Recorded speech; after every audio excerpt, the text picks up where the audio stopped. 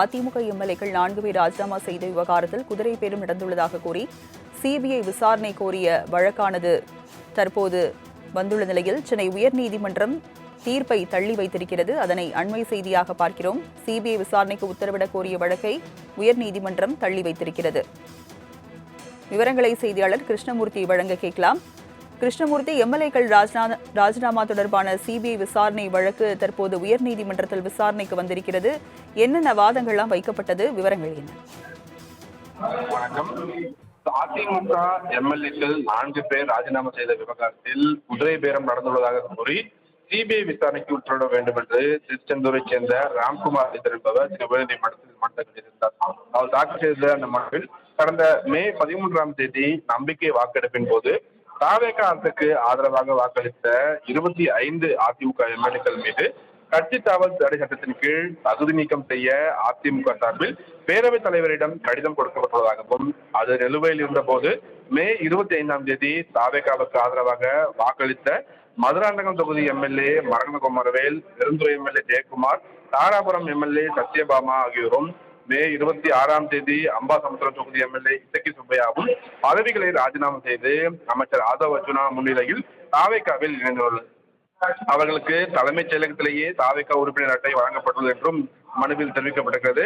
இடைத்தேர்தலில் 4 பேருக்கும் சீட் வழங்கப்படும் என உறுதியளிக்கப்பட்டுள்ளதாகவும் நம்பப்படுகிறது எனவும், அரசியல் லாப நோக்குடன் 4 எம்எல்ஏக்கள் தாவேகாவில் இணைந்துள்ளதால் இந்த விவகாரத்தில் குதிரை பேரம் நடந்துள்ளது என்பதால் இது குறித்து சிபிஐ விசாரணை நடத்த உத்தரவிட வேண்டும் என்றும், தவறு செய்தவர்கள் மீது ஊழல் தடுப்பு சட்டத்தின் கீழ் உரிய நடவடிக்கை எடுக்க வேண்டும் எனவும் மனுவில் கோரிக்கையானது வைக்கப்பட்டுள்ளது. இடைத்தேர்தலுக்கு 100 கோடி ரூபாய் வரை அரசுக்கு செலவு ஏற்படும் என்பதால் ஆவண நோக்குடன் ராஜினாமா செய்துவிட்டு கட்சி மாறிய 4 பேரையும் குறிப்பிட்ட காலம் வரை தேர்தலில் போட்டியிட தடை விதிக்க வேண்டும் எனவும் மனுவில் தெரிவிக்கப்பட்டிருக்கிறது. இந்த வழக்கு தலைமை நீதிபதி எஸ் ஏ தர்மாதிகாரி மற்றும் நீதிபதி அருள்மோகன் அடங்கிய அமர்வில் விசாரணைக்கு வந்தபோது நீதிபதிகள் முறைகேடுகள் நடந்துள்ளது என கூற என்ன ஆதாரம் உள்ளது என்ற கேள்வி முன்வைத்தார்கள். மேலும் ஆதாரங்கள் இல்லாமல் சிபிஐ விசாரணைக்கு உத்தரவிட முடியாது என்றும் நீதிபதிகள் தரப்பில் தெரிவிக்கப்பட்டுள்ளது. இதற்கு பதிலளித்த மனுதாரர் தரப்பு வழக்கறிஞர் 4 எம்எல்ஏக்கள் ராஜினாமா செய்த நாளிலேயே ஆளுங்கட்சியில் இணைந்த விஷயத்தில் பெருந்தொகை சம்பந்தப்பட்டுள்ளதாக சந்தேகம் எழுதுவதாகவும், தனி மனிதனாகிய மனுதாரால் ஆதாரங்களை சேகரிக்க முடியாது என்பதால் சிபிஐ விசாரணை கேட்பதாக மனுதாரர் தரப்பில் தெரிவிக்கப்பட்டது. இதையடுத்து வாதங்களை கேட்ட நீதிபதிகள் வழக்கில் தீர்ப்பை நீதிபதிகள் தள்ளி வைத்திருக்கிறார்கள். ராஜலட்சுமி. அதிமுக எம்எல்ஏக்கள் 4 பேர் ராஜினாமா செய்த விவகாரத்தில் குதிரை பேரம் நடந்துள்ளதாக கூறி சிபிஐ விசாரணை கோரிய வழக்கானது தற்போது வந்துள்ள நிலையில் சென்னை உயர்நீதிமன்றம் தீர்ப்பை தள்ளி வைத்திருக்கிறது. அதனை அண்மை செய்தியாக பார்க்கிறோம். சிபிஐ விசாரணைக்கு உத்தரவிடக் கோரிய வழக்கை உயர்நீதிமன்றம் தள்ளி வைத்திருக்கிறது. விவரங்களை செய்தியாளர் கிருஷ்ணமூர்த்தி வழங்க கேட்கலாம். கிருஷ்ணமூர்த்தி, எம்எல்ஏக்கள் ராஜினாமா தொடர்பான சிபிஐ விசாரணை வழக்கு தற்போது உயர்நீதிமன்றத்தில் விசாரணைக்கு வந்திருக்கிறது. என்னென்ன வாதங்கள்லாம் வைக்கப்பட்டது? விவரங்கள் என்ன? வணக்கம். அதிமுக எம்எல்ஏக்கள் 4 பேர் ராஜினாமா செய்த விவகாரத்தில் குதிரை பேரம் நடந்துள்ளதாக கூறி சிபிஐ விசாரணைக்கு உத்தரவிட வேண்டும் என்று திருச்செந்தூரை சேர்ந்த ராம்குமார் என்பவர் உயர்நீதிமன்றத்தில் மனு இருந்தார்.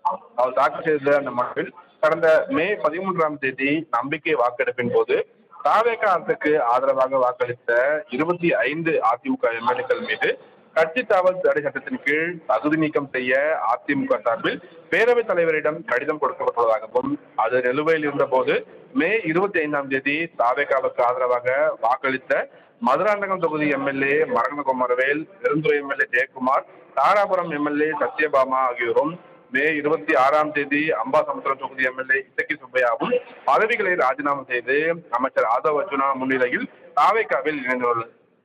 அவர்களுக்கு தலைமைச் செயலகத்திலேயே தாவேகா உறுப்பினர் அட்டை வழங்கப்பட்டுள்ளது என்றும் மனுவில் தெரிவிக்கப்பட்டிருக்கிறது. இடைத்தேர்தலில் 4 பேருக்கும் சீட் வழங்கப்படும் என உறுதியளிக்கப்பட்டுள்ளதாகவும் நம்பப்படுகிறது எனவும், அரசியல் லாப நோக்குடன் 4 எம்எல்ஏக்கள் தாவேகாவில் இணைந்துள்ளதால் இந்த விவகாரத்தில் குதிரை பேரம் நடந்துள்ளது என்பதால் இது குறித்து சிபிஐ விசாரணை நடத்த உத்தரவிட வேண்டும் என்றும், தவறு செய்தவர்கள் மீது ஊழல் தடுப்பு சட்டத்தின் கீழ் உரிய நடவடிக்கை எடுக்க வேண்டும் எனவும் மனுவில் கோரிக்கையானது வைக்கப்பட்டுள்ளது. இடைத்தேர்தலுக்கு 100 கோடி ரூபாய் வரை அரசுக்கு செலவு ஏற்படும் என்பதால் ஆவண நோக்குடன் ராஜினாமா செய்துவிட்டு கட்சி மாறிய 4 பேரையும் குறிப்பிட்ட காலம் வரை தேர்தலில் போட்டியிட தடை விதிக்க வேண்டும் எனவும் மனுவில் தெரிவிக்கப்பட்டிருக்கிறது. இந்த வழக்கு தலைமை நீதிபதி எஸ் ஏ தர்மாதிகாரி மற்றும் நீதிபதி அருள்மோகன் அடங்கிய அமர்வில் விசாரணைக்கு வந்தபோது நீதிபதிகள் முறைகேடுகள் நடந்துள்ளது என கூற என்ன ஆதாரம் உள்ளது என்ற ஒரு கேள்வி முன்வைத்தார்கள். மேலும் ஆதாரங்கள் இல்லாமல் சிபிஐ விசாரணைக்கு உத்தரவிட முடியாது என்றும் நீதிபதிகள் தரப்பில் தெரிவிக்கப்பட்டுள்ளது.